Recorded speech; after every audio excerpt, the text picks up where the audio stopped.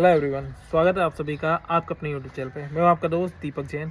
And आज का हमारा वीडियो होने वाला है हमारे जो आने वाले बैंकिंग एग्जाम्स है उसमें अब हमारी यहाँ से क्या स्ट्रेटजी क्या प्लानिंग होनी चाहिए, या एक तरीके से मैं बोलूँ, मैं आज बात करने वाला हूँ कि अब हमारे पास क्योंकि काफ़ी लिमिटेड टाइम पीरियड है तो हमारा क्या हमारे मॉक एनालिसिस इसके रिगार्डिंग आज का हमारा वीडियो होने वाला है। तो देखो, अब अगर मैं एट प्रेजेंट इस मोमेंट से बात करूँ तो हमारे पास सबसे पहले सबसे बड़ी अपॉर्चुनिटी हमारी एसबीआई क्लैरिकल की है, जिसमें काफ़ी अच्छी वैकेंसी हमें देखने को मिल रही है। मतलब इस बार आपको काफ़ी सभी के लिए बहुत अच्छा मौका है। अगर आप इसको टारगेट करते हैं तो बहुत ज़्यादा चांसेस रहेंगे यहाँ पे आप इसको गो थ्रू कर पाएंगे इस अपॉर्चुनिटी को, ठीक है। क्योंकि और इसके बाद इसके जस्ट बाद हमारे पास एसबीआई पीओ की वैकेंसीज भी, हालांकि उसमें वैकेंसीज कम है लेकिन स्टिल जो तैयारी कर रहा है, जो मेहनत कर रहा है, उसे तो सीट मिलनी है ना। तो इसलिए इसी के रिगार्डिंग अगर मैं बात करूँ तो देखो, अगर मॉक की बात करूँ तो एसबीआई क्लैरिकल के लिए हमें सबसे पहले तो वो गलती नहीं करनी जो मैक्सिमम कैंडिडेट करते हैं कि यार हमारा एसबीआई का पेपर है तो वो स्टार्टिंग से ही हार्ड लेवल के मॉक लगाना स्टार्ट कर देते हैं। तो हमारी जो अप्रोच रहेगी वो सब थोड़ी सी अलग रहेगी। तो मैं हमेशा कहता हूँ कि हमें कभी भी सिर्फ एक मॉक पर रिलाई नहीं करना है। हम ट्राई करेंगे, हम किन्हीं 2 या 3 मॉक पे के साथ जाएंगे एंड उसमें से भी हमारा जो मॉक रहेगा वो हमारा हम जो मॉक अप्लाई लगाएंगे उनका जो हमारा लेवल रहेगा, मतलब हम ट्राई करेंगे हम किन्हीं 2 मॉक से स्टार्ट करें। पहला मॉक जो होगा हमारा इजी लेवल का मॉक रहना चाहिए एंड जो सेकंड रहेगा वो हमारा मॉडरेट लेवल का रहेगा। हम इस beginning easy and moderate level से करेंगे एंड जब हमें लगा कि यार हमारा इजी लेवल, सबसे पहले मैं इजी लेवल को बताता हूँ कि देखो क्या होता है ना कि जब आप एकदम से किसी हार्ड मॉक से तैयारी करना स्टार्ट कर देते हो तो क्या होता है ना कि आप स्टार्टिंग में ही अपना कॉन्फिडेंस लूज कर देते हो। फिर आपको लगता है कि आप तो बहुत ज़्यादा क्वेश्चन में फंस रहे हो, आपसे तो हो नहीं पा रहा है ये वो, तो आपके अंदर स्टार्टिंग से नेगेटिव वाइब्स आने लग जाते हैं कि यार शायद मुझसे नहीं हो पाएगा, मैं कर नहीं पा रहा हूँ, मैं अटेंड, मतलब जो भी है बहुत सारी चीज़ें रहेंगी जो कि आपको अंदर से तोड़ेंगी।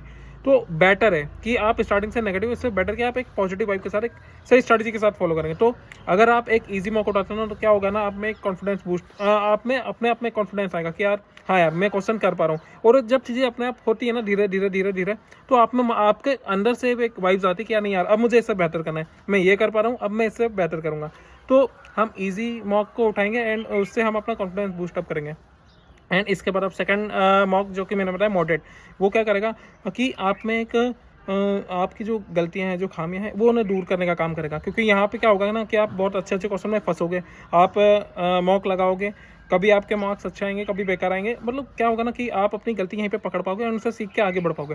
तो यहाँ एक साइड से आपका कॉन्फिडेंस बूस्टअप होगा, सेकंड से आपकी जो लर्निंग वाली प्रोसेस है वो यहाँ से कंटिन्यू चलेगी। तो ये दोनों चीज़ें मिला करके हम आगे बढ़ेंगे। इसके बाद जब आपको लगा कि ईजी वाले मॉक में आपके कंटिन्यू, देखो कभी मॉक लगाते हो ना तो मार्क्स से अपना कंपैरिजन मत करो कि यार मेरे 100 में से 45 आए तो कम, मतलब बेकार गया, एंड 100 में से 60 आ गए तो अच्छा गया। क्या होता है ना कि एक हार्ड लेवल के मॉक में 45 मार्क्स भी 60 के ज़्यादा बेटर कहूँगा।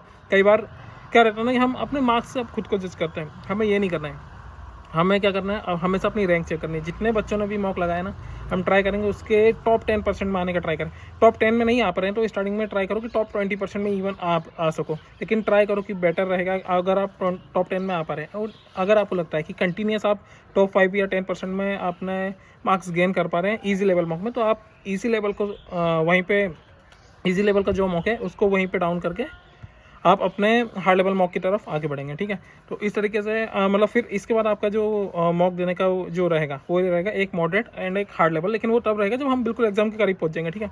हमारी स्ट्रेटजी कुछ इस तरीके से रहेगी।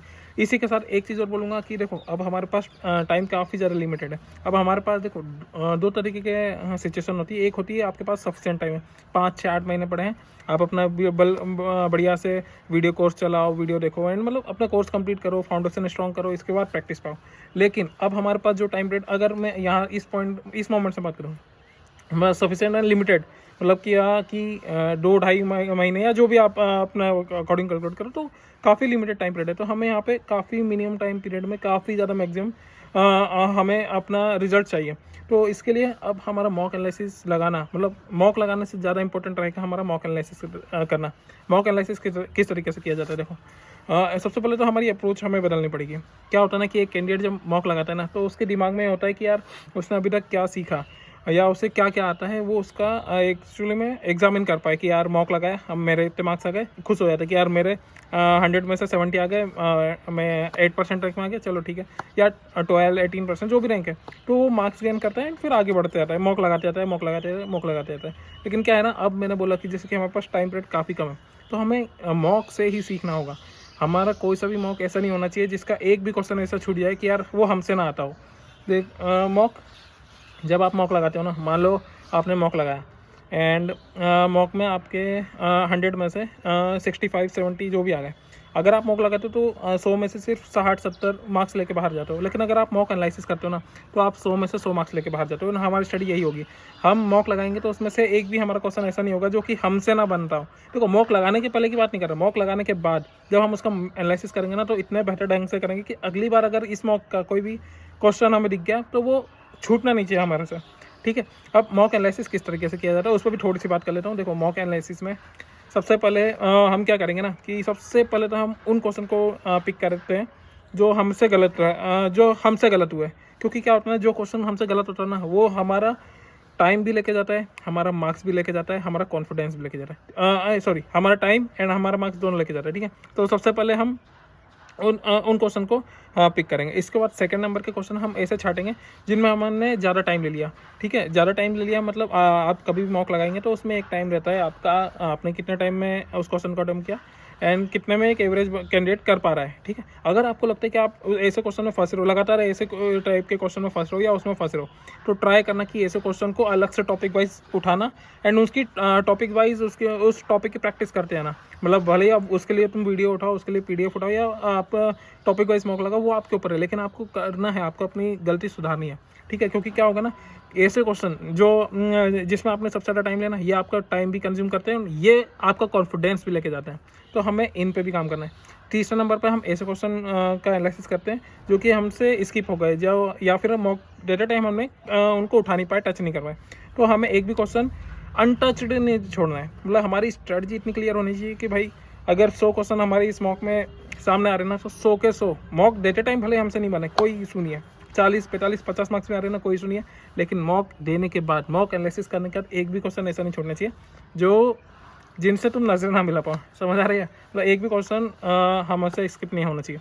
तो हमारी यही स्ट्रेटजी होगी, हम मॉक से ही प्रैक्टिस करेंगे, मॉक से ही सीखेंगे एंड इसी तरीके से आगे बढ़ेंगे। अगर वीडियो अच्छा लगा हो तो लाइक करना, सब्सक्राइब करना, इसी तरीके से बैंकिंग से रिलेटेड वीडियो आते रहेंगे।